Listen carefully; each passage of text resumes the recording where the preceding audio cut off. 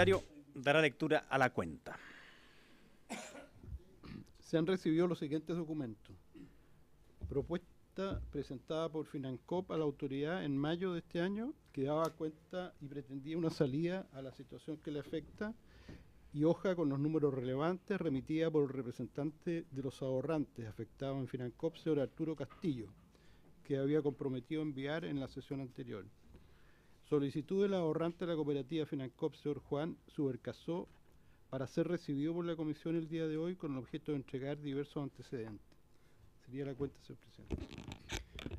Gracias, secretario. ¿Algún comentario por parte de los diputados sobre la cuenta?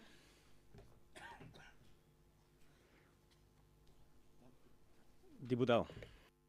Gracias, presidente. Bueno, entiendo, digamos, que esta es la tercera vez que no asiste, digamos, ni el ministro, ni la subsecretaria, ni nadie del Ministerio de Economía. Lo que evidencia, digamos, una falta de respeto total y absoluta respecto, digamos, de esta Cámara y de esta comisión investigadora. Y por lo tanto yo quiero solicitar que se hagan llegar los antecedentes a la Contraloría General de la República como corresponde, para que, digamos, se apliquen las sanciones por el incumplimiento de la Constitución y la ley respecto, digamos, de esta materia, que es de tanta importancia para muchas personas que en este momento están en una situación muy compleja, muy difícil, por cuanto, digamos, están prácticamente perdiendo sus ahorros y frente, digamos, a la indolencia del ministro y del gobierno en una materia que yo creo que debieran por lo menos manifestar una preocupación mucho mayor de la que hasta ahora, digamos, se ha presentado. Así que desde ese punto de vista yo solicito que se hagan llegar los antecedentes, digamos, a la Contraloría de acuerdo, digamos, como está establecido, digamos, en la ley. Gracias, presidente. Muchas gracias, diputado. Yo concuerdo con usted. La verdad es que el día de ayer recibimos un correo por parte de la subsecretaria diciendo que se excusaba porque tenía que asistir a reuniones de coordinación dada la catástrofe en el sur de nuestro país. Y el señor ministro, yo no sé si ha enviado una justificación. Yo lo único que me he enterado por uno de sus asesores es que no quiere todavía concurrir, dado que habrían enviado al Consejo de Defensa del Estado un preacuerdo con la cooperativa y es el Consejo de Defensa del Estado quien tiene que aprobarlo para luego que se dé curso a la misma. Yo quiero decir que la no concurrencia por parte del ministro en 2 ocasiones seguidas, la primera fue con el concurso de la comisión, la segunda y la tercera no puede, por un lado, detener nuestra labor investigativa. Nosotros tenemos un mandato por parte de esta Cámara en hacer una comisión investigadora, más que sobre los hechos que vengan, que no se pueden investigar, sobre todo por los hechos que ya ocurrieron. Y por tanto, que vamos a seguir haciendo esa investigación y determinaremos la responsabilidad política de las autoridades. Si es que ellos no vienen, entonces en su ausencia. Porque no vamos a permitir que el gobierno obstruya una comisión investigadora que fue votada de manera unánime por este Parlamento. Lo que sí, entonces, me gustaría tomar el acuerdo de lo que propone el diputado, junto con también volver a citar al ministro para la siguiente sesión, que sería ya si no me equivoco, el 3 de enero del año 2018. No, a todos los que estaban, las personas que estaban citadas previamente que también se han excusado. ¿Les parece? Ok. Diputado. Gracias. La opinión del secretario. Estamos hablando para citar, ¿no es cierto? Sí. Sí, pero tengo entendido que el quórum son 7 diputados, secretario. Para citar, la verdad es que están fijadas una secuencia de sesiones, que son las sesiones ordinarias que se de la comisión. De manera que acá yo entiendo que ese propósito sería el próximo miércoles, o sea, el miércoles a la vuelta de la chica. Ya, no, teniendo la opinión del secretario no hay problema. Bien, entonces se toma el acuerdo. Segundo punto, sí, se tomó el acuerdo. Entonces, según aquí hay una solicitud por parte de don Juan Subercasó. ¿Está acá don Juan? ¿No está? Ah, pero estaba... Ya, lo que ocurre es que quería preguntarles, dado que no van a venir el ministro, la subsecretaria, la jefa de departamento de cooperativa y el jefe de fiscalización, si podríamos recibirlos a ellos también, dado que ya estamos en sesión, y además poder escuchar a don Juan Alberto Rivera. ¿Les parece? ¿Sí? Ok, ¿se acuerdan entonces así? ¿Punto? ¿No ha llegado todavía? Bueno, si es que llega entonces, dado que lo solicitó y que lo tenemos acá en la cuenta, que podamos recibirlo, de lo contrario, entonces que lo invitemos entonces para la sesión de vuelta del distrito. ¿Puntos varios? Entonces pasamos ya a la cuenta del día. Se ha citado con el objeto de tratar materias propias de la investigación y al efecto se encuentra presente el vocero de la agrupación de afectados por Financop, señor Juan Alberto Rivera, y también el señor Germán Abrines, de agrupación de afectados por Financop. Buenas tardes, don Juan Alberto, le dejo la palabra. Muy buenas tardes. Bueno, primero agradecer a la Honorable Cámara por habernos dado esta oportunidad, a varios de ustedes con los cuales ya hemos tenido la oportunidad de reunirnos para poder dar inicio, ¿cierto?, a esta comisión investigadora, para buscar prontamente una solución a nuestro problema. Quiero manifestarles que esta situación ya se prolonga por más de 4 meses. Estamos bastantes personas estamos muy complicadas con esta situación. Nos hubiese gustado en todo caso que hoy día hubiese estado la autoridad, ¿cierto?, para también ellos se puedan enterar acerca de estas situaciones que nosotros de alguna manera se le hemos tratado de hacer llegar por diferentes medios, pero no hemos tenido alguna respuesta positiva, digamos, hasta ahora, en estos 4 meses de la autoridad. Así que nuevamente agradezco y voy a empezar a exponer un poco cuál es nuestra situación particular como ahorrantes. Bueno, acá hay algunos datos disponibles, ¿cierto?, de la cantidad de ahorrantes que somos en la actualidad y la cantidad de dinero en la cual se está hablando. Estamos hablando de cerca de 45.000 millones de pesos, ¿cierto?, de los cuales ya cerca del 80% a esta fecha tenemos depósitos vencidos o intereses vencidos, ¿cierto?, por cerca de 1.200 millones a la fecha de hoy. Las cifras que aparecen ahí son a noviembre, al 15 de noviembre de este año, o sea, el mes pasado, y esa cifra se ha ido incrementando, digamos, con el tiempo. Un poco para tener claro, digamos, de la magnitud de dinero de la cual estamos hablando. Segundo lugar, esta agrupación nace a principios del mes de septiembre, ¿cierto?, en la cual nosotros nos reunimos a través principalmente de las redes sociales. Hoy día tenemos una cantidad de 446 miembros a nivel nacional, lo que corresponde básicamente a un 20% del total de ahorrantes que hay dentro de todo el universo. O sea, de los 2.198, nosotros en la agrupación tenemos cerca de 450 ahorrantes. Principalmente la calidad de ahorrantes que nosotros tenemos son gente bastante modesta, personas de la tercera edad mayormente, jubilados, cesantes, y tenemos varios casos con gente que tiene graves enfermedades.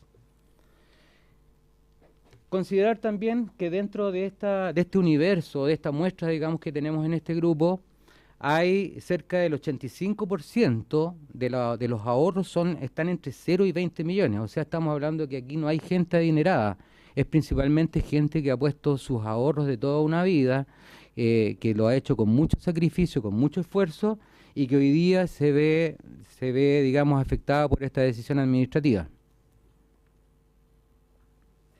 Nosotros como agrupación hemos realizado variadas gestiones tanto a nivel, digamos, de la Cámara, ¿cierto?, con ustedes mismos. Hemos realizado gestiones también con el Ministerio, pero acá hay un punto súper importante de resaltar. De las gestiones realizadas ante la autoridad, nosotros hemos solicitado en varias oportunidades audiencias con el señor ministro mediante la ley de transparencia, las cuales han sido rechazadas sistemáticamente y siendo derivadas a otros funcionarios del Ministerio. O decía, hasta ahora nosotros no hemos tenido la oportunidad de hablar directamente con el ministro, siendo que lo hemos solicitado en varias oportunidades. Nuestra primera reunión la tuvimos a mediados de septiembre con el señor abogado José Manuel Enríquez, de la División de Asociatividad y Economía Social del Ministerio de Economía, para conocer la perspectiva del gobierno y solicitar su apoyo. Solamente ellos nos manifestaron cuáles fueron las razones que motivaron al gobierno para llevar a esta decisión, en la cual, digamos, nosotros tampoco estamos hoy día conscientes de que haya sido producto solamente del deterioro económico que posiblemente tiene la cooperativa, sino también de una mala decisión administrativa del gobierno. Tuvimos también reuniones con los seremis de Economía en La Serena, Valparaíso, Talca y Concepción. Esto para que se transmita a las autoridades nuestros problemas y solicitar, intermediar con una posible audiencia ante el ministro. Esto tampoco nunca se nos dio. Durante los primeros días de octubre nosotros hicimos un envío masivo de cartas a la señora Natalia León, jefe de la DECOP, y exponiendo las situaciones particulares de los ahorrantes y solicitando la devolución de los dineros. Estas respuestas fueron recibidas tardíamente, recién este mes, o sea, después de 2 meses que fueron enviadas esta carta, lo cual también habla, digamos, del mal servicio que tiene como organismo el Estado, ¿cierto?, en dar una respuesta a un grave problema que le estaba manifestando en estas cartas. Finalmente, tuvimos el día 13 de octubre una reunión con el jefe de la DAE, el señor Soraro Stoy, para exponer la situación de las decenas de ahorrantes. Se exponen dramáticos casos de los afectados a raíz de la intervención, y la autoridad en esa oportunidad asume compromisos que a la fecha no se han concretado. Para mostrar un poco, digamos, cuál es el tenor de las cartas que nosotros enviamos a la señora León, ahí en el costado izquierdo, digamos, se habla de uno de los afectados, ¿cierto? Don Antonio Godoy. Dice que es una persona de 66 años y que el dinero tenía respaldo económico, dado que fue despedido, ¿cierto? Todo su dinero lo puso ahí. Y en el segundo costado aparece una respuesta tipo que fue enviado a todos los afectados, en la cual el ministerio habla de reiterados incumplimientos a las normas e instrucciones fijadas por la DECOP. Quiero que eso quede ahí bien, digamos, en la retina, porque es parte de lo que está en la normativa, y eso queremos poner en relevancia, ¿cierto?, con respecto a la función que ha estado ejerciendo hoy día, digamos, el gobierno. Finalmente, la carta tipo esta dice que ellos van a adoptar las medidas que estén a su alcance en favor de los interesados. Algo que fue realizado por la Honorable Cámara también, en lo cual también estamos agradecidos de esa gestión, fue el proyecto de resolución acordado en la Honorable Cámara de Diputados, ¿cierto?, donde se dice que se traten de privilegiar los mecanismos de solución que vayan en el mejor interés de los ahorrantes perjudicados. A la fecha no hemos visto de parte de la autoridad una voluntad para solucionar los problemas ocasionados por esta medida administrativa. O sea, todas las solicitudes, todas las audiencias, todas las instancias que nosotros hemos acudido hasta ahora no hemos tenido ninguna respuesta positiva de parte del gobierno. Paso a resumir algunas declaraciones de la autoridad. Estos fueron sacados de algunos medios nacionales, ¿cierto? Solamente voy a mencionar lo que está en rojo. Aquí en el primer término, el ministro Rodríguez Grossi lanza los dardos contra los auditores externos. Dice que la vigilancia que se hizo en este caso, de parte de la DECOP, era mucho más burocrática. La subsecretaria, en la sesión que se hizo el día 4 de septiembre, ¿cierto?, o una declaración que ella hizo, dice que el DECOP revisó exhaustivamente desde el año 2010 hasta el 2017 y se encontró que entre el 2013 y el 2014 ya existían señales de mala práctica en lo referente a la clasificación de créditos. Bueno, si se reconoce que existían malas prácticas, ¿por qué no se tomaron las medidas correctivas o advertencias o amonestaciones para salvaguardar los intereses de lo que hoy dice proteger? O sea, nosotros hoy día que estamos en una situación sumamente complicada. tenemos clara conciencia de que las 38 cooperativas que fiscalizamos sobrepasan por más la capacidad institucional que tenemos para fiscalizar. Creemos que podríamos haber sido más enfáticos en la fiscalización. O sea, en innumerables oportunidades la autoridad, ¿cierto?, ha reconocido que ha habido una débil o inexistente fiscalización.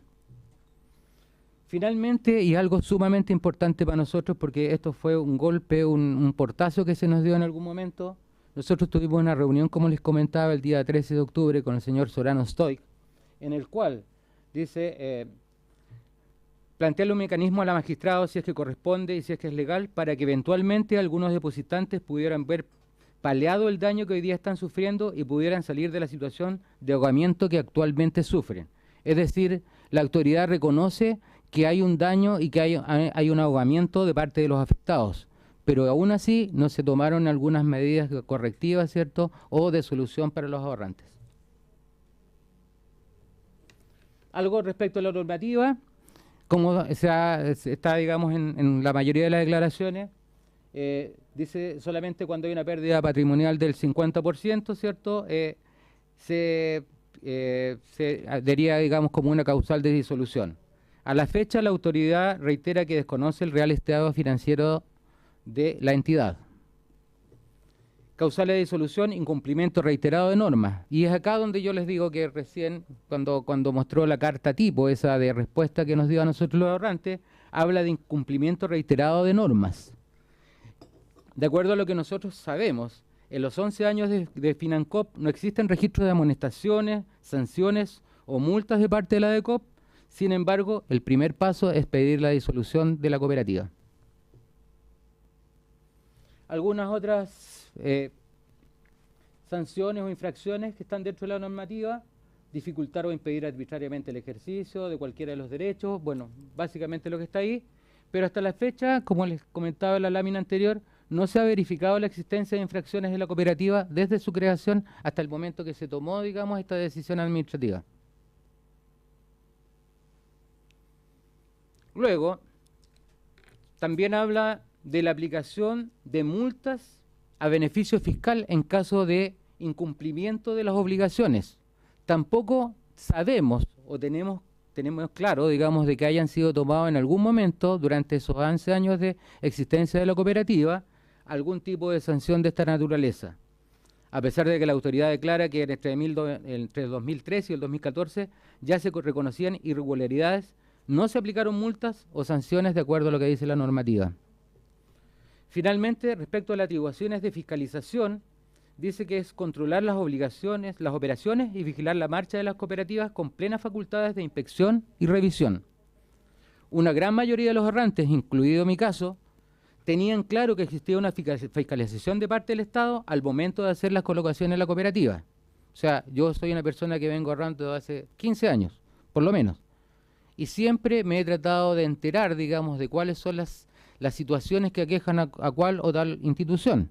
Entonces, para mí no era algo nuevo. Y yo, obviamente, me protegía antes de poner este dinero, ¿cierto?, en esta cooperativa. Bueno, una gran mayoría de los ahorrantes, igual que yo, tenían claro la existencia de fiscalización por parte del Estado al momento de hacer las colocaciones, por lo cual, a nuestro entender, existe una falta de servicio e incumplimientos, digamos, de las obligaciones que impone la ley.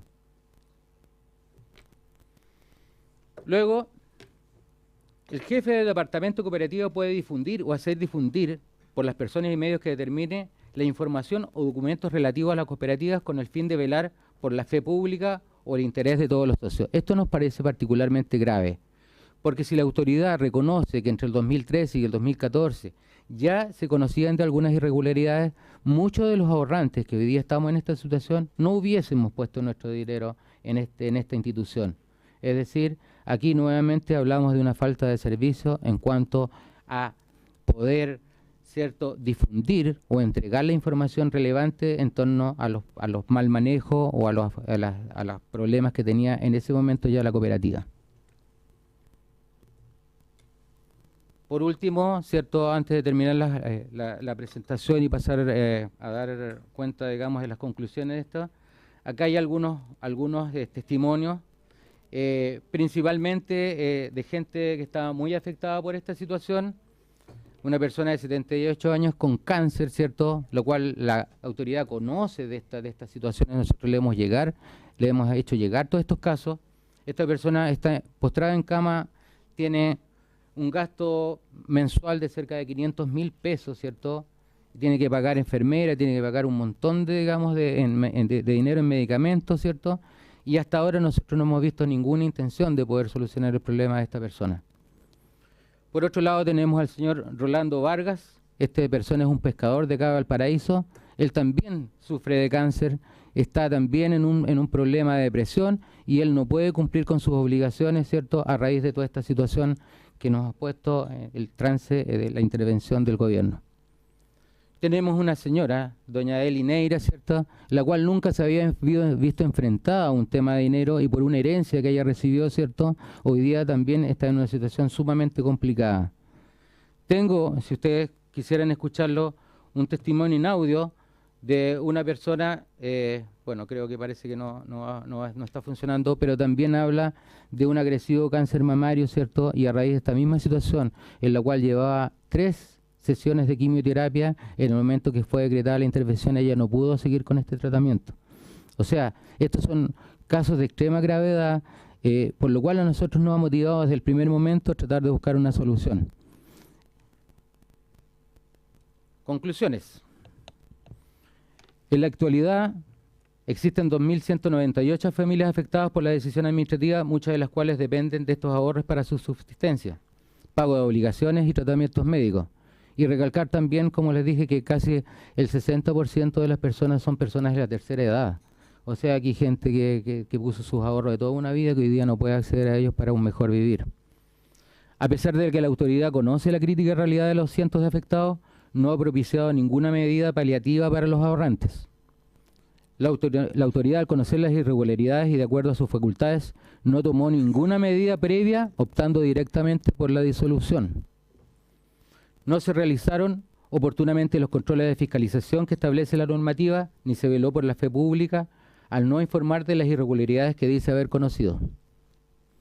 Según nuestra visión, el único camino que garantiza la devolución de nuestros ahorros es la reorganización, permitiendo mantener el giro de la cooperativa y que se subsanen los problemas que existan, tal como ocurrió, por ejemplo, en el caso de la Polar, donde se entregaron facilidades extraordinarias, digamos, para evitar la quiebra.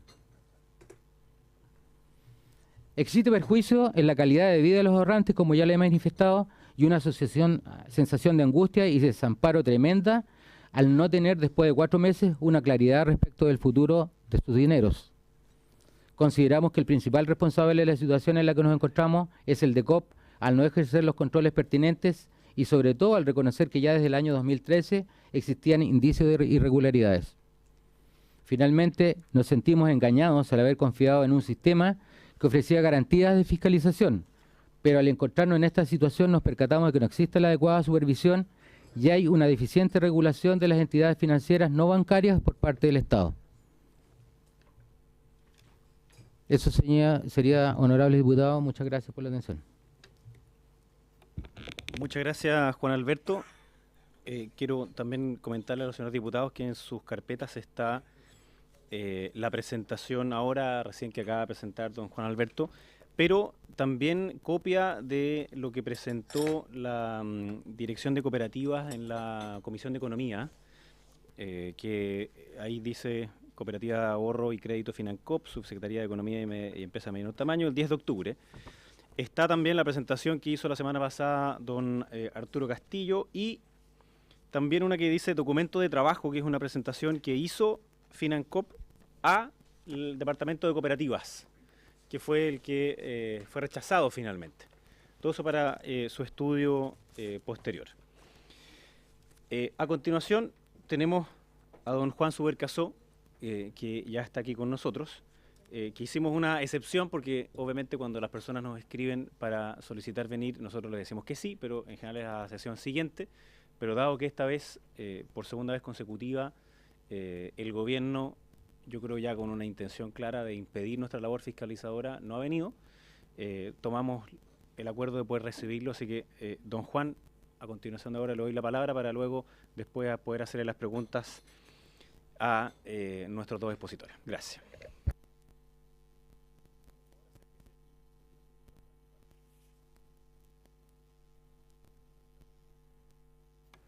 Ahí, ya. Muchas gracias, señor presidente. Muchas gracias, honorable comisión investigadora de esta situación de Financop.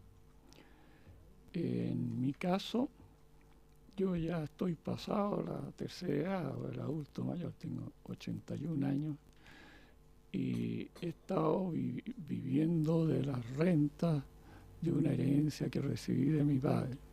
Yo me dediqué muchos años a la defensa de los derechos humanos en el plano de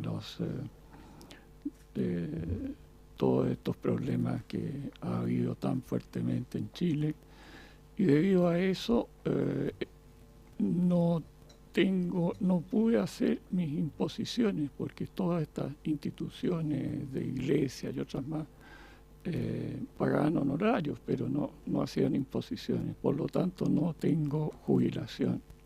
Y lo que tenía reservado como jubilación, heredado de mis padres, eran 650 millones de pesos.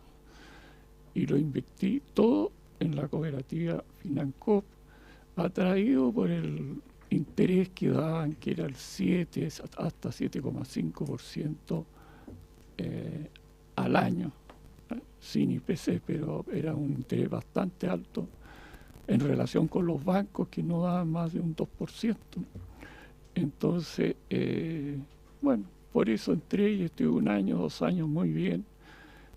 Me cumplían con los intereses en los plazos respectivos, me atendían muy bien, pero resulta que nos encontramos la sorpresa esta el día 19 de agosto, leo en el Mercurio yo, que hay una noticia de que se está estudiando la intervención por estas medidas prejudiciales, precautorias, y que habría un default, un faltante de 13.000 millones de pesos, en circunstancias que el capital de la cooperativa eran 6.000 millones de pesos.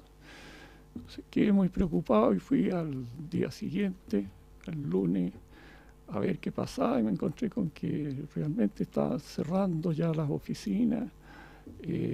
Había un aviso puesto en la puerta arriba, explicando un poco que había habido esta intervención administrativa del gobierno. Ahora, me habían hablado a mí que había unos pagarés, entonces yo dije, voy a tratar de recoger, de pedir de vuelta estos pagarés. Y bueno, fui otro día más tarde y efectivamente me los devolvieron, pero me pusieron claramente una cláusula que yo lo hacía en vista del proceso que había un proceso en tribunales contra la cooperativa, como dando a entender que yo sabía que había este proceso. Yo no sabía, pero como me lo condicionaron, firmé para que me entregaran los pagarés.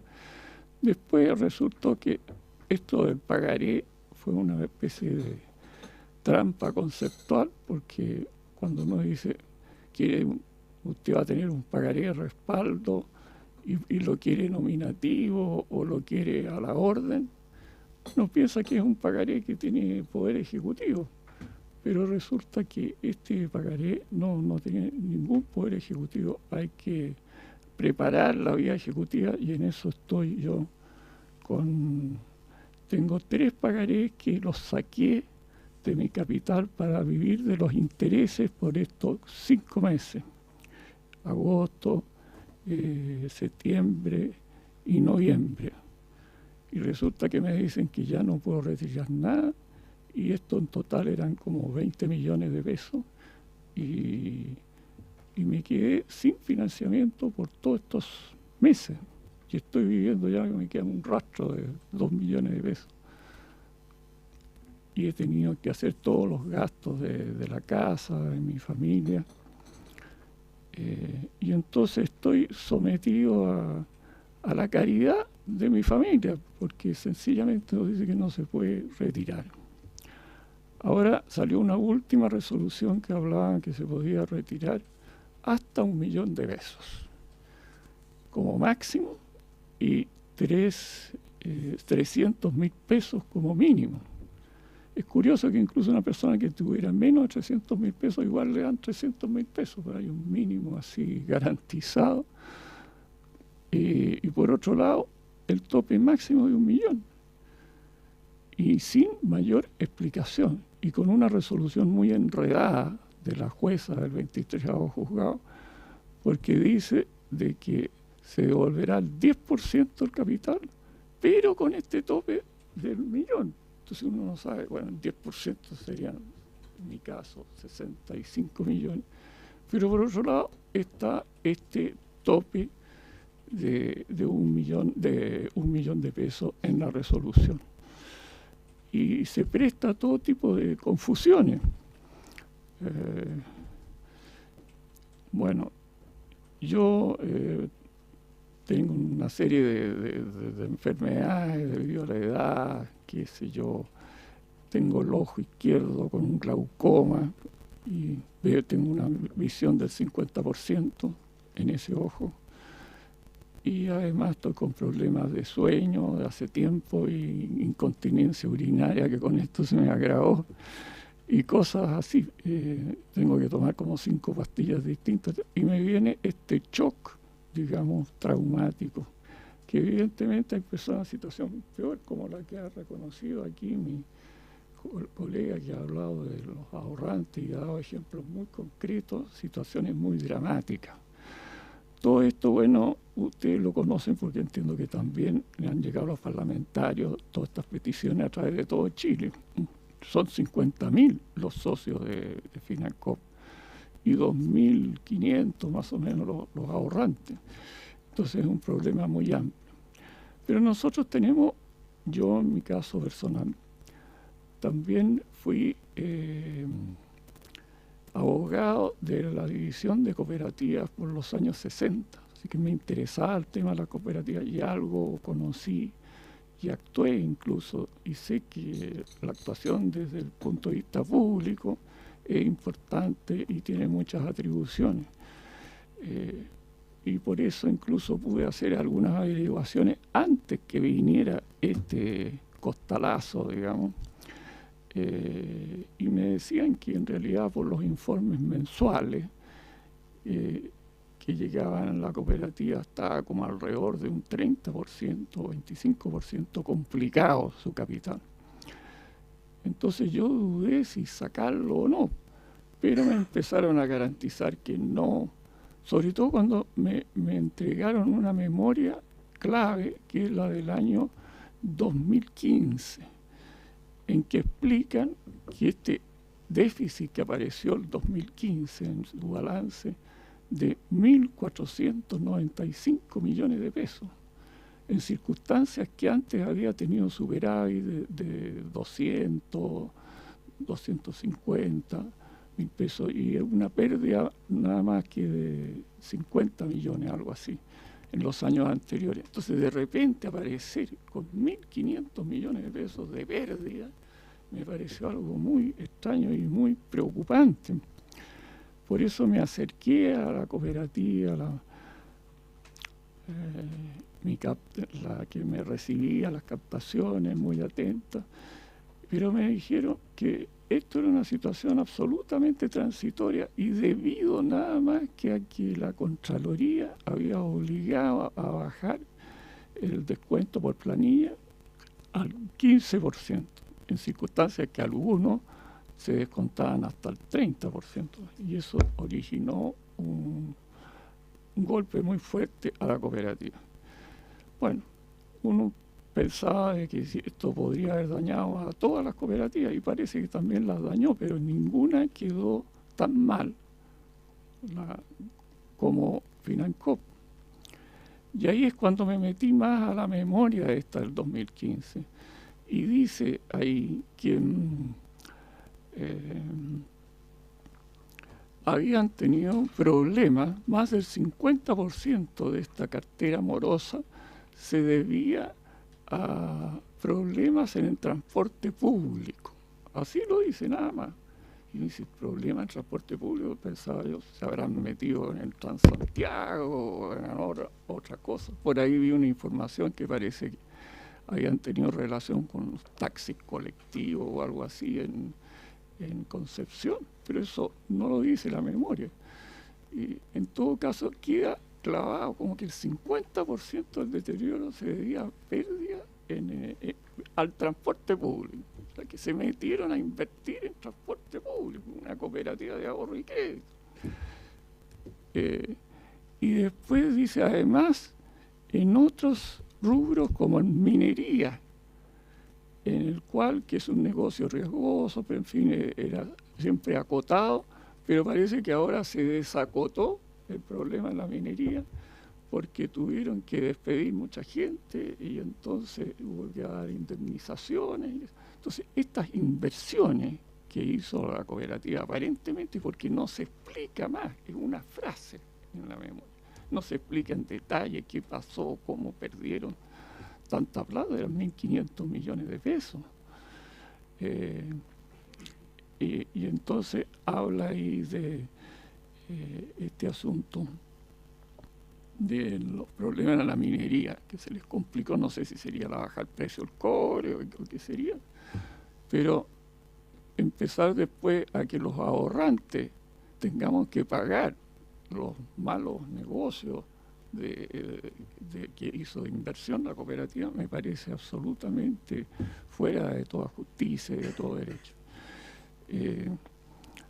Entonces ahí una colega me dijo que hay un artículo en la ley de cooperativas, hay dos artículos, parece que el 113, 114, que dice que los consejeros, que equivalen a los directores de una sociedad anónima, son responsables solidariamente de todos los daños y perjuicios que sufran otros socios o sufran terceros de parte de la cooperativa.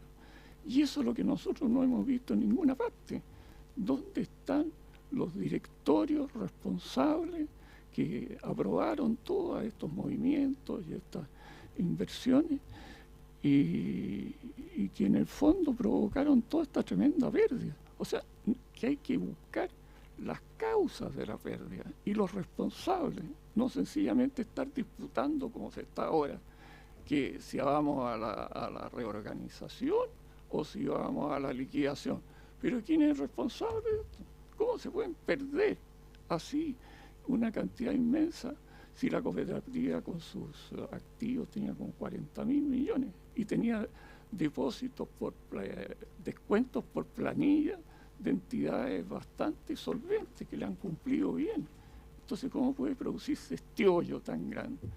Y después uno se encuentra con que un señor que fue gerente general, se llamaba el señor Riquelme, Patricio Riquelme, estuvo como 4 años, 5 años, que tenía plenos poderes, no solo era gerente general, era gerente de la cartera de riesgo, gerente de otras más, y junto con el presidente, Sergio Fernández Aguayo, tenían facultades para operar, pero omnímodamente.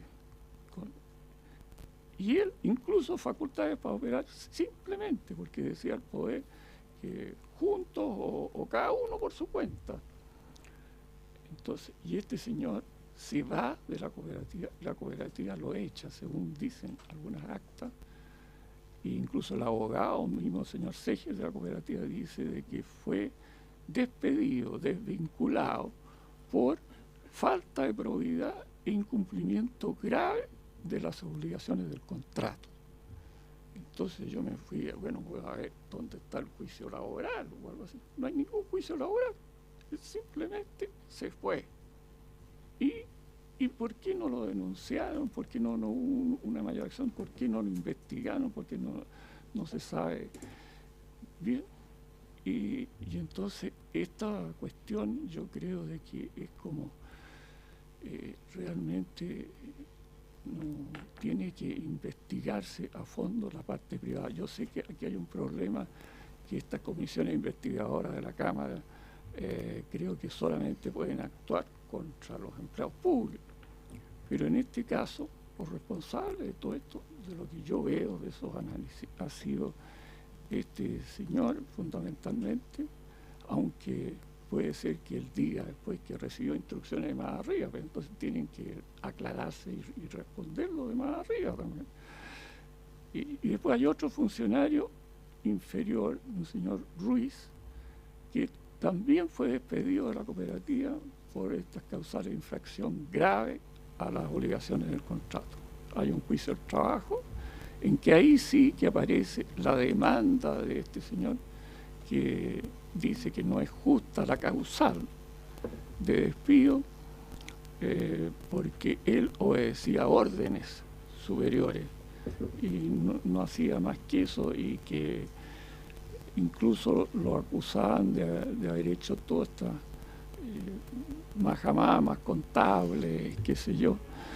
Y bueno, en definitiva, él actuó contra la cooperativa que lo despidió, pero señalando todas las irregularidades que habría hecho este señor Ruiz, Rodrigo Ruiz. Y después sabemos que ahora en diciembre, hace poco, viene un arreglo entre la cooperativa y este ex empleado, que era el jefe de normalización, o sea, el que llevaba adelante los cobros, las carteras morosas, e incluso da a entender que la molestia que tenían muchos socios era de que usando los pagarés de respaldo se le cobraban intereses superiores a los pactados. O sea, se aprovechaban de esa coyuntura para exigirle intereses superiores, que creo de que eso llega a ser hasta un delito que se ha perseguido en otras partes. Entonces, bueno, y este señor resulta que después, ahora, en medio de todo este conflicto que hay, llega a un acuerdo y la cooperativa le paga no solo los 2 millones, que era su sueldo base, sino le paga como 6 millones de pesos. Llegan a un avenimiento, le cambian la causal, dicen que ya no hubo incumplimiento grave de las obligaciones, sino que sencillamente necesidades de la empresa. Entonces queda limpio de polvo y paja. Y esa es una persona que, si bien es cierto que está en una cadena de mando más abajo, pero fue como la mano derecha, al parecer, de gran parte de estas irregularidades. Y esto es lo que, no sé, se ha denunciado por ahí. El Ministerio de Economía hizo una denuncia formal al Ministerio Público de que vea si hay delitos, algunos delitos o no, en toda esta operación. Y salió el abogado de la cooperativa, el señor Seges, a decir que esta decisión del Ministerio de Economía era una decisión cosmética, como quien dice, de pantalla, para decir que se había hecho algo, porque todo funcionario público, en caso de haber alguna duda, tiene que hacer una denuncia sobre esta materia penal.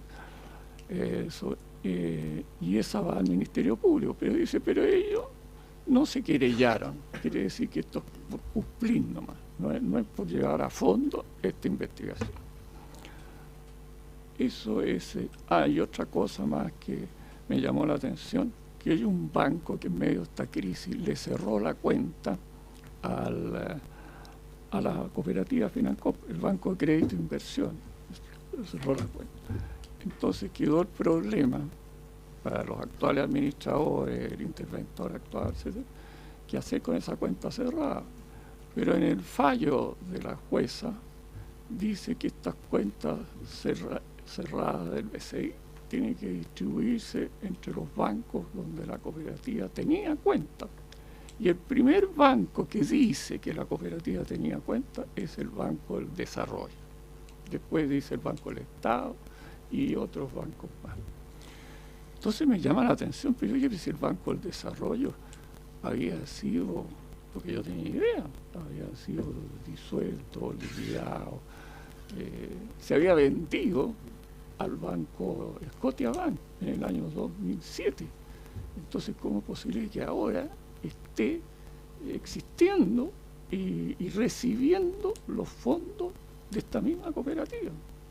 Y todo el equipo de gente que estaba en el Banco de Desarrollo tenía muchos miembros de ellos relacionados con la cooperativa. Ellos fueron los factores, los que fundaron la cooperativa. Y resulta que ahora, en medio de toda esta crisis de la cooperativa, le están pasando plata al Banco del Desarrollo, que en este momento uno se mete al internet y dice Banco del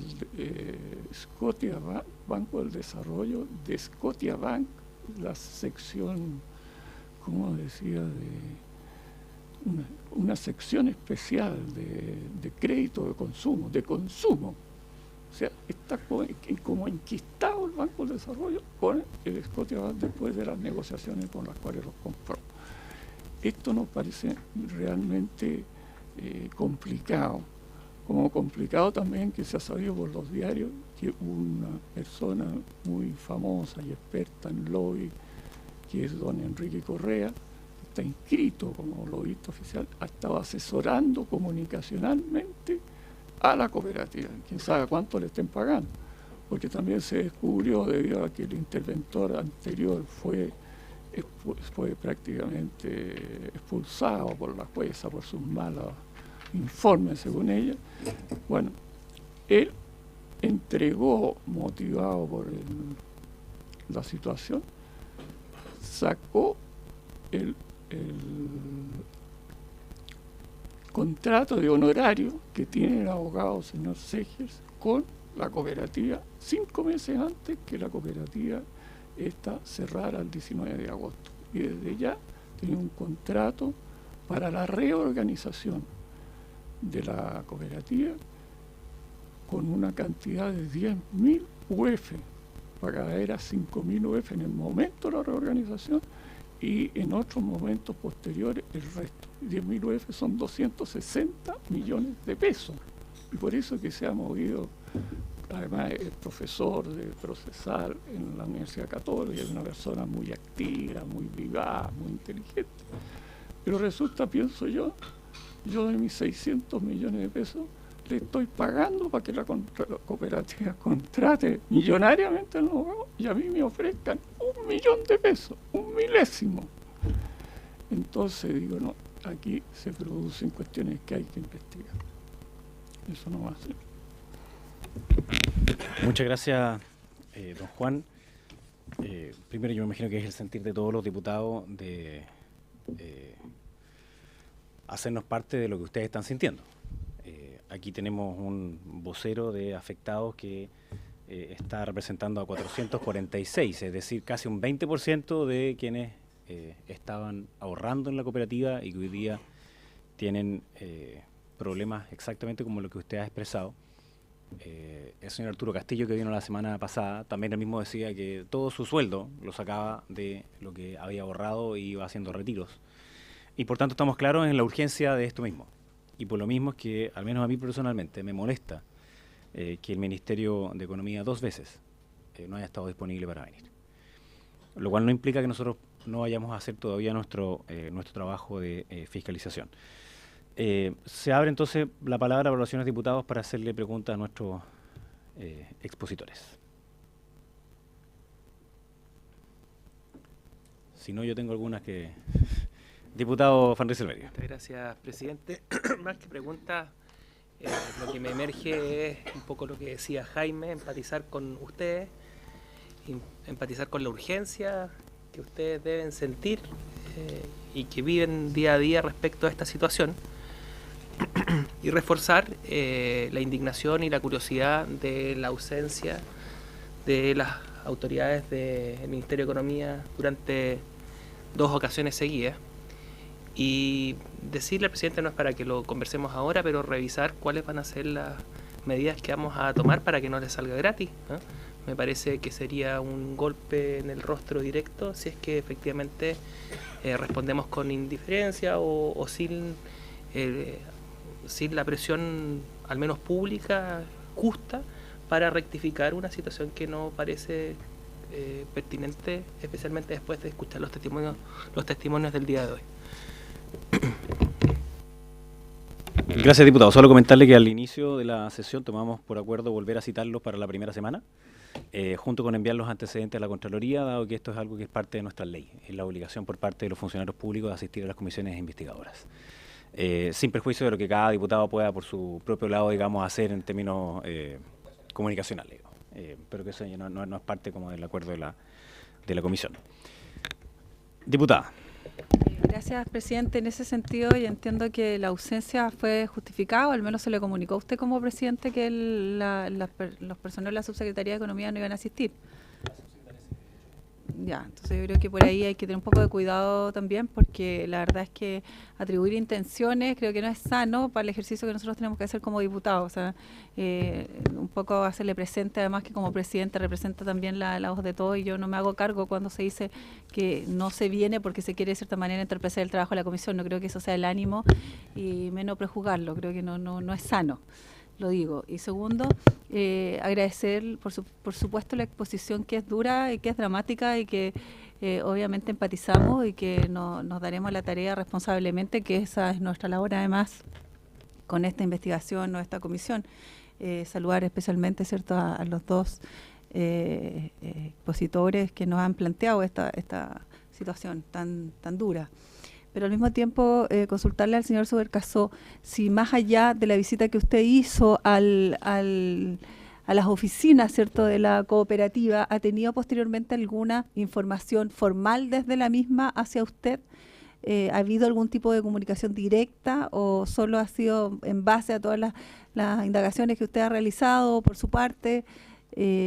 Saber un poco eso, y actualmente si esto tiene por medio algún acto judicial que usted haya emprendido, o si hay alguna acción por su parte que ya esté encaminada. Eso quisiera preguntarle, presidente. Gracias. Gracias, diputada. Solo una cosa muy breve. Nosotros al inicio de la sesión tomamos ese acuerdo. Por tanto, no es que yo esté dando mi opinión con respecto de algo, sino que hay hechos objetivos, y es que por 2 veces consecutivas, una la vez pasada, 50 minutos antes de que comenzáramos la sesión, fue excusada la presencia de algunos de los miembros. El día de hoy, uno con un día de anticipación y otro con horas de anticipación, y de manera informal, tal como los puse al inicio de esta comisión, uno de los asesores del ministro me dijo que él no quería concurrir, dado que habían enviado un acuerdo al Consejo de Defensa del Estado y que ese tenía que aprobarlo para después darlo a conocer. Por tanto, no es que yo esté prejuzgando nada. Los hechos objetivos son que, dado que el ministro, la subsecretaria, la abogado de la Dirección de Cooperativas no han venido, obviamente eso entorpece nuestra labor fiscalizadora, y lo que hemos dicho es que, dado que la nuestra tiene que ver con lo que ya ocurrió, y algunos de esos antecedentes están, de hecho están en las carpetas de los señores diputados, nosotros lo vamos a tomar en consideración para luego, por supuesto, analizar cuáles son las respectivas responsabilidades políticas con respecto a esto. Entonces, por lo mismo es que volvimos a citar al ministro para que venga la primera semana de enero. Y lo que sí podríamos hacer, si les parece a los señores diputados también, es que podríamos adelantar también la invitación en este caso, porque no es una citación que podemos hacer, a los administradores de la cooperativa. Vamos a suponer que ya a esa altura va a estar resuelto el tema de este supuesto acuerdo, y por tanto sería bueno que ellos también vinieran para darle claridad a los afectados, así como también adelantar la invitación a la auditora, que si bien no tienen la obligación de concurrir, también por supuesto que es muy importante, porque yo quiero recordarle también a los diputados que esta comisión termina el día 10 de marzo del 2018. Y por tanto vamos a tener las sesiones del mes de enero, que vamos a tener que hacerlas producir, así como, si no me equivoco, va a ser 1 o 2 en el mes de marzo. Y luego se acaba, y no se puede prorrogar el plazo, sino que habría que hacer otra comisión investigadora. Por tanto, tenemos cierta urgencia, y en ese sentido es que se hace más importante la concurrencia, evidentemente, de la autoridad, no solamente porque está obligado por ley, sino que además porque nosotros tenemos escaso tiempo para hacer algo que tenemos el mandato de la Cámara. Diputada. Ahora sí. Solo para precisar, no estoy dudando de los acuerdos que se han tomado, ni tampoco el procedimiento que corresponde, del cual yo, por supuesto, que adhiero. Lo que sí es el juicio que se emitió al inicio de su intervención, cuando dice lo que se busca es entorpecer la labor. Creo que eso, tal vez usted lo deduce de forma particular, pero me parece que esos comentarios es el que yo hacía referencia. Me parece bien. ¿Algún otro diputado quiere hacer alguna pregunta a los afectados? Diputado.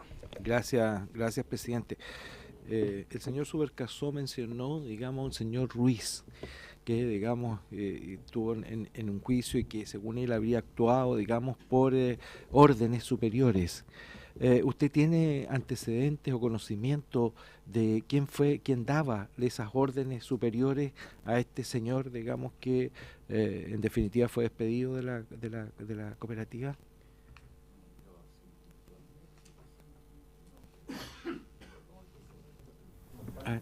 Por favor. Juan, si quiere, esperemos que a ver si hay alguna otra pregunta más por parte de los diputados y después le doy la palabra a los dos para que puedan intervenir nuevamente. Yo quiero hacer una... Sí, diputado Berger. Ayudar un poco para poder un poco tener una mayor identificación. Yo una vez más también, al igual que otros colegas, quiero lamentar acá, ¿verdad?, que por segunda o tercera vez se ha invitado a las autoridades correspondientes al Ministerio de Economía y no han tenido la voluntad de venir a esta comisión para entregarnos informaciones que yo creo que son claves. O sea, cuando ellos tomaron conocimiento, por ejemplo, el Departamento de Cooperativa, de esta situación anormal o irregular, y cuáles son las medidas que ese mismo departamento, ¿verdad?, adoptó en su momento, en su oportunidad, cuando se detectaron estas situaciones que estaban afectando a esta cooperativa Financop, y cuáles son las soluciones y cuál es la responsabilidad que le cabe en el fondo al Departamento de Cooperativa, que es el que lleva, ¿no es cierto?, el control, la fiscalización de este tipo de cooperativas. Y preguntarle, no sé, a cualquiera de los dos expositores o invitados que tenemos en el día de hoy, que también yo quiero sensibilizar con ustedes, que están sumamente afectados, digamos, por esta situación bastante compleja que están viviendo, del universo de ahorrante, ¿no es cierto?, que existía en el fondo en esta cooperativa. ¿Cuál es la procedencia, verdad, o las actividades que desarrollaban? Porque aquí no estamos hablando de que eran personas que tenían inversiones, o tenían inversiones, como se llaman, empresas, o en grandes o pequeñas, sino que quiero entender que eran en su gran mayoría, en su gran masa, ¿no es cierto?, de este universo, eran funcionarios, empleados de empresas públicas, privadas. Entonces, me gustaría un poquito que ustedes, que con el conocimiento que tienen, ¿verdad?, nos pudieran un poco ilustrar o esclarecer un poquito más esta situación, sobre todo del universo de ahorrantes de la cooperativa. Eso. Diputado.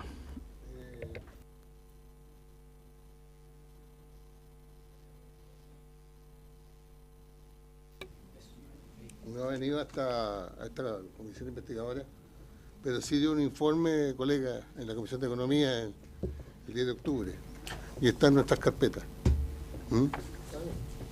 No, creo que era importante precisarlo. Gracias, diputado. Efectivamente está en nuestras carpetas la presentación que hizo la subsecretaria. Yo además en la sesión pasada hice un muy pequeño resumen de ciertas cosas que teníamos información que habían sucedido. Yo quisiera preguntarle, en primer lugar, si ustedes tienen conocimiento de cuáles son los posibles acuerdos que estaría llegando la Dirección de Cooperativas a través del ministro con la propia cooperativa y cómo ello podría afectarle. En segundo lugar, ¿qué factores para ustedes serían los más importantes que estuvieran presentes en dicho acuerdo? Y en tercer lugar, algo que decía don Juan, porque nos pasó su presentación acá, y yo quería leerla muy brevemente, para que quedara más en nuestra propia acta, que este es la memoria del año 2015, donde dice que el índice de riesgo de la morosidad de la cartera en diciembre de 2015 fue de 9,65 y si le agregamos las provisiones adicionales llega al 15%. A continuación dice, la cartera de socios en convenios de descuentos por planilla participa en el 60% del saldo de colocaciones, por eso es que se vio tan afectada por esta normativa nueva de parte de la Contraloría. Dice, mostró en el ejercicio del 2015 un deterioro en su comportamiento de pago con el consiguiente aumento de morosidad y gasto en provisiones focalizado principalmente en los siguientes rubros: transporte público, servicio de la minería, asociación de funcionarios de salud, empresas que prestan servicio de personal y retail. Y en esta cartera dice, como bien usted mencionaba, la mitad del gasto de provisiones proviene del sector de transporte público y la causa del deterioro está dada por los altos volúmenes de licencias médicas y alto endeudamiento. No es que quede demasiado claro, digamos, por qué está sucediendo que en el transporte público hay licencias médicas y entonces eso impide que haya el pago de las deudas, digamos, de los créditos. Dice, el segmento de minería que tenía un comportamiento de riesgo normal se vio afectado por el cierre de proyectos y consiguientes desvinculaciones. En el sector de salud pública aumentó la rotación por contrataciones a plazo y repercusiones ocasionadas por el dictamen de la Contraloría, que redujo el porcentaje de descuento. Y el rubro de empresas que prestan servicio de personal mostraron mayor movilidad, en especial el grupo de trabajadores con antigüedad menor a 2 años. Bueno, obviamente a uno le gustaría saber por parte de las personas que administraron cómo solucionaron aquellos puntos o cómo no solucionaron aquellos puntos. Y algo nos dijeron cuando vinieron, de hecho también a la Comisión de Economía, cuando hicieron este documento de trabajo que está también en las carpetas, en esta presentación que le hacen al comité, o sea, a la dirección de cooperativas para saber si es que este plan de mejoramiento, digamos, puede funcionar. Entonces, y por último usted también mencionaba algo que es cierto. Aquí dice que los miembros del comité organizador y de la comisión liquidadora o el liquidador, según el caso, responderán hasta de la culpa leve en el ejercicio de sus funciones y serán responsables solidariamente de los perjuicios que causen a la cooperativa por sus actuaciones dolosas o culposas. Ese es el artículo 25 de la ley de cooperativa. Y claro, lo que habría que hacer, como bien le dijeron quizás sus abogados, a pesar de que yo no lo soy, es que uno tiene que probar la actuación dolosa o culposa. Y entre ellas, obviamente, la negligencia inexcusable es una. Y por tanto, frente a los antecedentes presentados, tanto en la memoria como este cambio de Contraloría, más las decisiones del Ministerio de Economía, por supuesto que hay, en mi opinión, parte de responsabilidad de la Administración. Ahora, nosotros tenemos que enfocarnos más bien en la responsabilidad que le cometen a los funcionarios públicos, sin perjuicio de lo otro, digamos, que es bastante evidente que lo que aquí está sucediendo.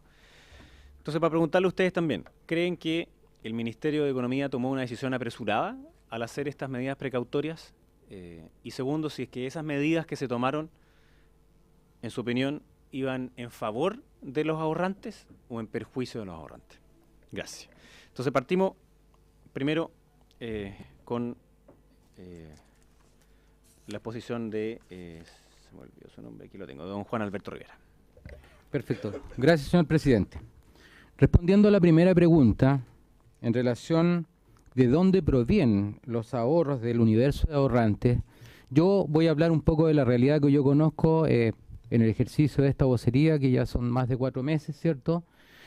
Lo que puedo decir en primer lugar, y es mi caso propio, yo soy un profesional, soy un ingeniero civil de minas, que hoy día por las circunstancias de la vida me encuentro cesante hace bastante tiempo, y mis ahorros principalmente provenían de ahorros que eran el ejercicio, digamos, de mi profesión. También, y puedo asegurarlo con harta propiedad, por los casos que conozco, una gran cantidad de personas tienen sus ahorros, digamos, depositados en esta cooperativa, son personas, digamos, que han cumplido su etapa laboral, que han puesto sus finiquitos, ¿cierto?, su desahucio, etcétera, digamos, en esta cooperativa. Otra parte importante, ¿cierto?, son gente profesionales de mediana edad, que en esto, digamos, están viendo o vieron la posibilidad, digamos, de mejorar, ¿cierto?, sus pensiones a futuro. Otra parte importante, que son los segmentos que tienen más bajas colocaciones, ¿cierto? Pero son personas, digamos, que tienen entre 2 y 10 millones de pesos. Son, como les decía recién, gente pescadores, gente que trabaja en muchos trabajos que son informales, que de alguna manera también han puesto la confianza en este sistema, digamos, como para poder incrementar, digamos, su calidad de vida en algún momento, digamos, cuando ya no sean laboralmente activas. En general, aquí no se trataba de una transacción donde estábamos especulando con esto. Solamente estábamos hablando de un pequeño porcentaje, ¿cierto?, mayor al que entregan los bancos. Por eso era atractivo y por eso vuelvo a insistir que en mi caso particular y en de muchos otros de los ahorrantes, nosotros nos informamos antes de poder poner nuestro dinero ahí. Entonces, en general, lo vuelvo a repetir, digamos, es dinero bien habido, no es un dinero, digamos, que provenga de actos informales. Eso con respecto a la primera pregunta. Respecto de si tenemos algún conocimiento de los acuerdos que se están llevando y que fue mencionado también la semana pasada, ¿cierto?, de que hay un supuesto acuerdo entre el Ministerio de Economía y la cooperativa, ¿cierto? Nosotros desconocemos en qué se basa dicho acuerdo. No tenemos un conocimiento, digamos, porque hasta ahora lo único que tenemos claro es que han habido algunos levantamientos de la precautoria, principalmente por algunas gestiones que hemos realizado nosotros mismos como ahorrantes, en el cual hemos solicitado el levantamiento de estas precautorias para poder obtener algún dinero justamente con la cercanía de estas fiestas. Muchos de nosotros estamos en una situación bastante desmedrada, ¿cierto? Y hoy día este pequeño respiro que nos dieron, para nosotros igual nos va a significar, digamos, pasar un mejor momento, cosa que no lo tuvimos, por ejemplo, para las fiestas patrias. Entonces, insisto de que si es que hay algún acuerdo y que si este acuerdo a lo mejor ya está tomado, nosotros esperamos que lo que hemos venido repitiendo desde el mes de agosto, cuando se dio esta situación, es que ojalá que ese acuerdo vaya en pos de la reorganización, que nosotros vemos que es la mejor alternativa para poder recuperar nuestros dineros. Creo que aquí está la oportunidad de poder darle a los ahorrantes la posibilidad de saber qué vamos a hacer con estos dineros si es que esa supuesta reorganización se da en el corto plazo. Creo que esa sería para nosotros la mejor solución a la que podrían llegar el Consejo de Defensa del Estado, digamos, y la cooperativa. Por último, con respecto a si el Ministerio, de acuerdo a nuestra opinión, tomó una decisión apresurada, creo que está claramente en la exposición que yo hice. Nosotros creemos que fue una acción desmedida, creo que fue muy apresurada. Creo que el discurso que ha mantenido el Ministerio en relación a proteger, que esto se hizo para proteger, digamos, a los ahorrantes, nosotros hoy día vemos que en la calidad, en el deterioro de nuestra calidad de vida que tenemos hoy día, nosotros no vemos que esa solución o esa determinación haya sido la más favorable para nosotros, por lo cual, insisto, creo que fue una decisión muy apresurada, digamos, y fuera de todo margen de riesgo de poder pensar en qué iba a desencadenar finalmente, digamos, toda esta situación. Bueno, y finalmente, obviamente que no hay tenemos claramente, digamos, por lo menos toda la gente que está dentro de la agrupación, consideramos de que esta decisión no fue en definitiva en favor de nosotros los ahorrantes. Creo que finalmente podrían haber algunos otros trasfondos, pero no me arriesgaría a decir cuáles son y tampoco tengo conocimiento de ellos, pero creo que acá debiese haberse tomado alguna medida anterior, ¿cierto? Como alguna amonestación, algún llamado de atención, alguna sanción previa, tal cual lo establece la ley, antes de tomar esta resolución, ¿cierto?, de disolución. Eso, señor presidente. Muchas gracias, don Juan Alberto Rivera. Ahora es el turno de don Juan Subercaso. Aprieta el botón ahí que está justo debajo del micrófono. Muchas gracias. No. Suceden algunas cosas más o menos inquietantes. En la última resolución de la jueza o del juez, no sé por qué hay una jueza y hay un juez en el 23. Dice que se debe entregar, le piden al interventor que averigüe bien y haga todo un listado, un informe dentro de una semana, en un plazo breve, de todos los ahorrantes con sus depósitos, de cuál es su fecha, cuál es su interés, etcétera, para poder mejor resolver.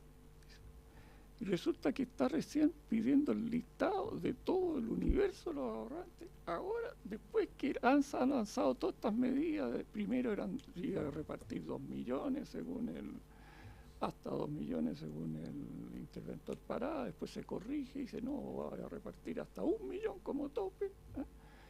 Y ahora recién está pidiendo el listado de los ahorrantes. Listado, entonces como quien dice, pone el mundo al revés. No se actúa con pleno conocimiento de causa. La cooperativa tiene el universo total de los ahorrantes, con sus mails, con todo, y bombardea a los 50.000 socios con sus comunicados, que hace lleva como 10 comunicados, y resulta que nosotros no tenemos esa arma. Entonces todo el conocimiento, como está la operación jurídica total, la manejan ellos. Esta gerencia que firma, gerentes, dice comité de administración, consejo de administración de la cooperativa, firma los comunicados. Si la cooperativa está intervenida, ¿cómo puede hacer el comunicado este consejo que da una visión sesgada de la realidad jurídica, que es muy compleja porque hay procesos como en 3 partes, incluso hay un recurso de protección que se discutía hoy día en Valparaíso? Entonces, esta especie de monopolio de la información nos encontramos los ahorrantes, digo yo, viendo en la situación como muy desorganizado, atomizado, frente a un equipo que tiene todas las variables.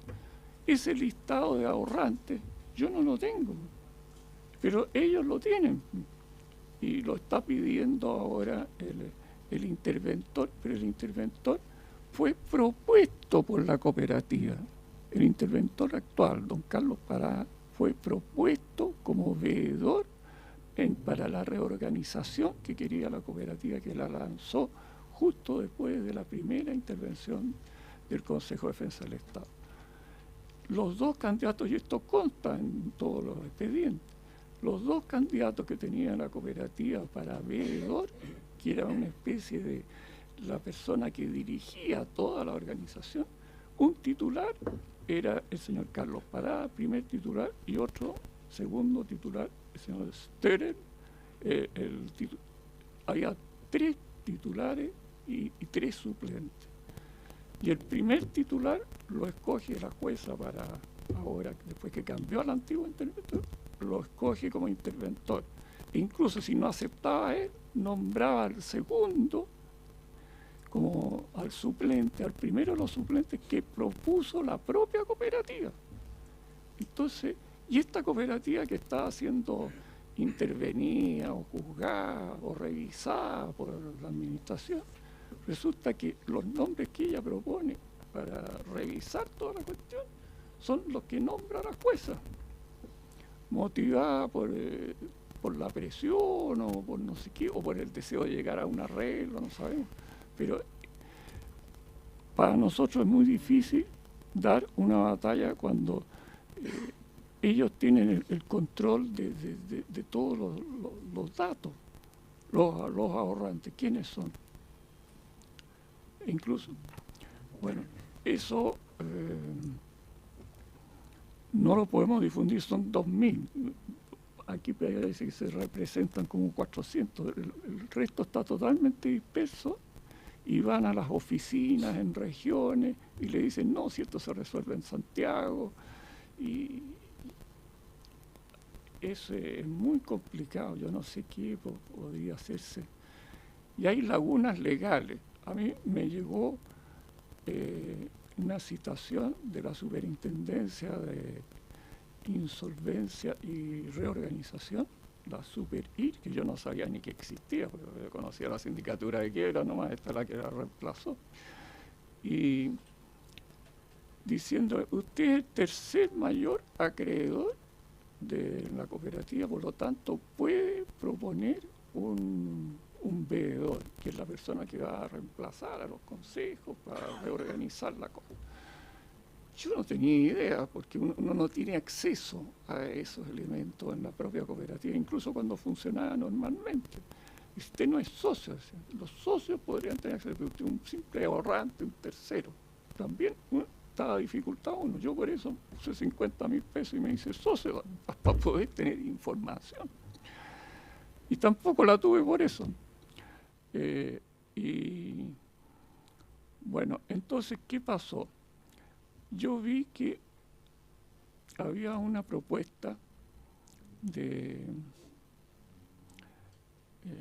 esta propuesta de la cooperativa, que aparecía este señor Pará en primer lugar y este Sterer en segundo lugar, y la señora Reed Undurraga, que yo había conocido a un pariente Reed Undurraga como un abogado muy serio, incluso en la época más terrible de los derechos humanos, era abogado de la justicia militar, muy correcto.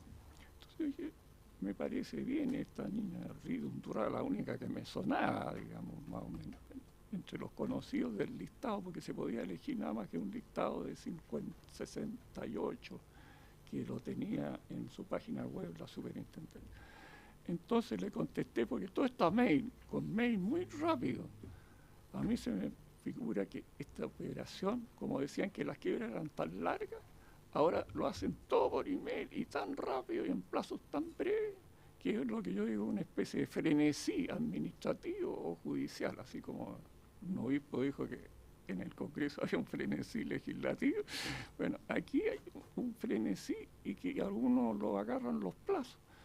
Yo, todo apurado, pude llegar a proponer a esta señora que vi después en el internet, aparecían las notas que le ponían, parece que por un examen que dan al postular a estos veedores.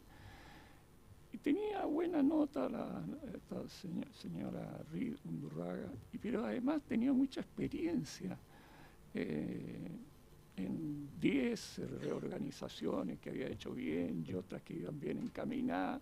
En cambio, el señor Pará tenía apenas una reorganización y no estaba terminada. Entonces yo decía, bueno, yo pienso que es mejor esta otra y la propuse. Cuando después me entero con sorpresa, la superintendencia da su resolución. Está nombrado el señor Pará y el señor Steller, sin ninguna reunión, los 3 principales acreedores, pero a mí no me citaron a conversar con los otros o a ver una cosa más democrática como lo elegimos. La superintendencia dijo, estos 2. Entonces eso también me dejó muy metido, que sea tan poco transparente, tan poco democrática, sin actas de las cosas. Yo en este momento no sé dónde pedí, no hubo una reunión para nombrar de esos 3 principales acreedores el veedor. Ahora, esta reorganización que pidió la cooperativa ya, después no resultó porque se opuso la jueza, se opuso un autoridad del Consejo de Defensa, no sé quién se opuso, pero quedó en vamos. Pero ahora, dentro de los antecedentes que la cooperativa manda, este consejo de administración funcionando así, le manda a la gente y dice, el señor Carlos Pará fue propuesto por los principales acreedores. Cuando yo no lo había propuesto, yo había votado por otra persona y no había querido votarlo porque era el que proponía la cooperativa. Pero ahora lo ponen como noticia que se difunde esto. Y es experto en las reorganizaciones, cosa que es falso, porque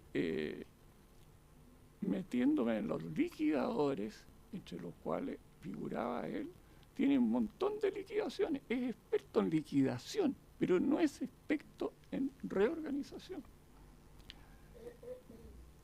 Entonces, todo eso me llamó mucho la atención.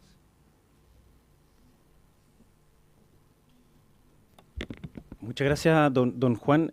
Bueno, varias de las cosas que usted nos menciona, nosotros algunos antecedentes tenemos, como por ejemplo lo que decía usted, que la cooperativa solicitó la solicitud de reorganización judicial ante el 30º Juzgado Civil, lo cual fue rechazado, y parte de los argumentos por los que fue rechazado es que no se conocía el detalle del daño patrimonial, y al no conocerse, no estaba entonces la reorganización como una de las opciones, sin perjuicio de que en el 23º Juzgado Civil es donde estaban presentadas las medidas precautorias por parte de la Dirección de Cooperativas del Ministerio de Economía, aduciendo que había un daño patrimonial y que por tanto se justificaban esas medidas precautorias.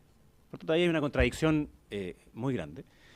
Y el otro punto que usted también hacía mención, que lo dijo el señor Arturo Castillo la vez pasada, es que una de las razones por las cuales se habría rechazado el plan que la cooperativa Financop le ofreció, digamos, a la Dirección de Cooperativa, es porque no estaba la nómina de todos los deudores, que la cooperativa dijo que se amparaba en el secreto bancario.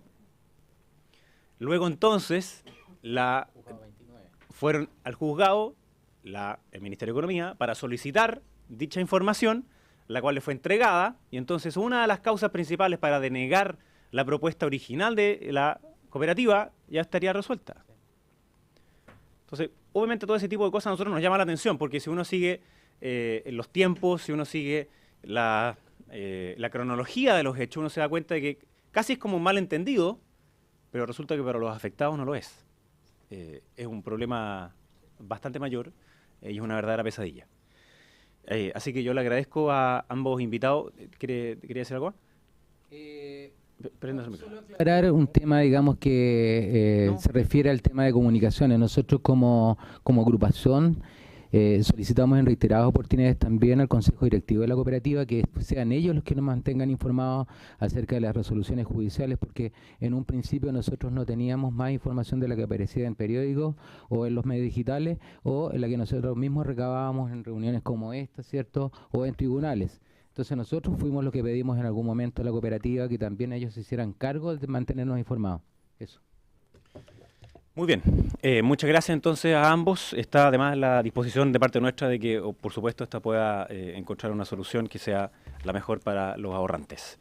Así que, y que sea lo más pronto posible. Así que le agradezco a cada uno de ustedes su concurrencia y por haberse cumplido el objeto de esta sesión, se levanta. Muchas gracias.